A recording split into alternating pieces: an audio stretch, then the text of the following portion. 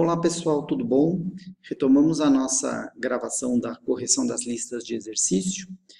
Nessa sessão, nessa sequência de blocos, nós vamos ver a resolução da lista número 2. Então a gente vai gravar um vídeo para a resolução de cada uma das questões apresentadas na lista, tá bom? Então vamos seguir para a nossa primeira questão. Então, primeira questão, Tatiana levou seu carro para revisão, ele apresentaram um orçamento de R$ 1.700 à vista, ou uma entrada de 570 e o restante em 2 meses e meio com a taxa de 15% ao ano em regime de juros compostos. Tatiana aceitou a segunda opção. Calcule o valor que Tatiana deverá pagar após 2 meses e meio. Então vejam só, a gente vai começar resolvendo o exercício do mesmo jeito que a gente tem feito com as questões anteriores, marcando na questão aqueles pontos que são os pontos mais importantes. Então, vamos lendo a questão e observar. Tatiana levou o carro para revisão e apresentaram o orçamento de R$ 1.700 à vista. Então, esse é o valor do conserto sem nenhum juros, o que seria o equivalente inicialmente ao capital. Mas vamos continuar lendo a questão. Então, a primeira opção que deram para ela, do conserto do carro, né, da revisão, era R$ 1.700 à vista. Então, vamos botar aqui, à vista. Muito bem. Ou uma entrada de 570 e o restante financiado por 2 meses e meio. Então, veja, se a gente tem uma segunda opção, que foi o que ela aceitou, que era R$ 570 de entrada, e o restante depois de 2 meses e meio, o que a gente vai ter aqui? 2,5 meses. Nós temos a seguinte situação. Qual o valor que vai ser de fato financiado? Então, pensa, o valor do orçamento era R$ 1.700, mas ela já deu uma entrada de R$ 570. Então, qual o valor que ela vai de fato financiar? Que seria o equivalente ao nosso capital. O nosso capital seria o quê? Seria o valor do conserto, R$ 1.700, menos os R$ 570 da entrada. Então, esse valor aqui, que corresponde à entrada, eu tenho que descontar. Isso vai, fazendo essa conta, vai dar exatamente R$ 1.130. Então, o meu capital, R$ 1.130. Muito bem. Então, qual é a nossa situação? A gente tem aqui um valor inicial de 1.130 a ser pago lá no futuro. Esse valor é o valor do meu montante que eu quero descobrir. A taxa de juros é de 15% ao ano. O tempo, 2 meses e meio.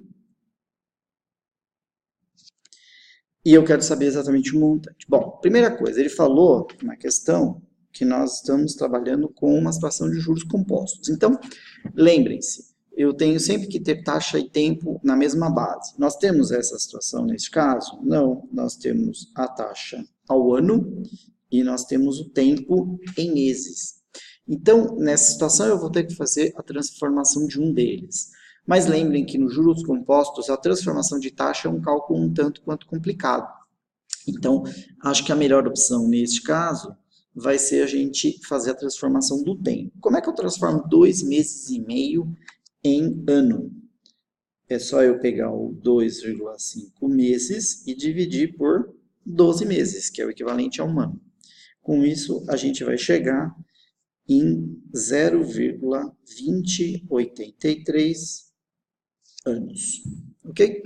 Com base nisso, já tenho a taxa e o tempo na mesma base, já tenho o valor do capital, posso calcular o montante. Lembrando que nesse caso, a gente vai ter uma única parcela a ser paga lá no final. Aqui é uma parcela única, lá no final do período de 2 meses e meio. Então, a gente pode usar aquela fórmula que diz que o montante é igual ao capital 1 mais I elevado ao tempo. Então, qual é o montante? É o que eu vou calcular. Qual é o capital? A gente calculou agora há pouco, R$ 1.130. 1 mais. Quanto é a taxa? 15%. Então, 1 mais 0,15 elevado a quanto? elevado a 0,2083, já que essa taxa está ao ano e o meu período de tempo também tem que estar ao ano. Na prova, você ficaria pensando, como é que eu elevo isso a 0,2083? Esse valor vai ser dado. O 1,15 elevado a 0,2083 seria dado na prova, tá? Então, a gente continuando aqui, terá M igual. Deixa eu abrir um espaço aqui. Vamos lá. M será 1130 vezes 1,15 elevado a 0,2083. Este valor aqui, 1,15 elevado a 0,2083, é 1,0295. 1130 vezes o 1,0295, isso vai dar 1163,38. E aí, notem que eu usei 3 casas depois da vírgula e tive uma pequena diferença com relação às respostas. Vamos olhar.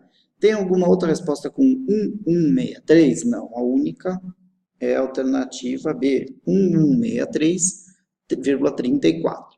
Mas na prova, esse é o tipo de coisa que pode acontecer. Se tiver pequenas diferenças, o mais importante é você mostrar o caminho que você conseguiu construir e que a questão ficou correta. Então, a nossa alternativa correta, alternativa B. Tudo bem? Espero que tenha ficado clara a resolução. Nesses casos onde eu tenho um pagamento um pagamento único depois de um determinado período de tempo, a gente usa ou essa fórmula M igual a C vezes 1 mais I elevado a T, se for juro composto, ou você pode usar, se for juros simples, você pode calcular os juros por juros igual a CIT, ou M igual a capital vezes 1 mais I vezes o tempo. Ok? As duas possibilidades para juros simples ou para juros compostos em questões de pagamento único depois de um determinado período de tempo. Se eu tiver múltiplos pagamentos, a gente cai numa situação de parcelamento, que a gente já viu em aula, e creio que a gente vai ver daqui a pouco em outras questões, aí a forma de calcular um pouquinho diferente, tá bom? Dúvidas? Estou à disposição de vocês. Um abraço, até já.